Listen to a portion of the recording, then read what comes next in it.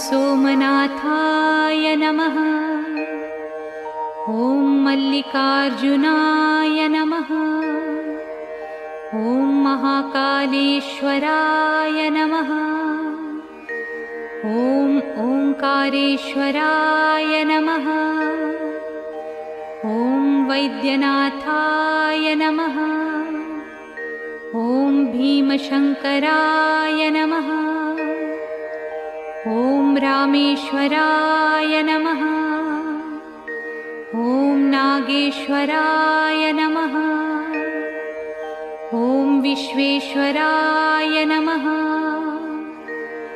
ॐ त्र्यंबकेश्वराय नमः।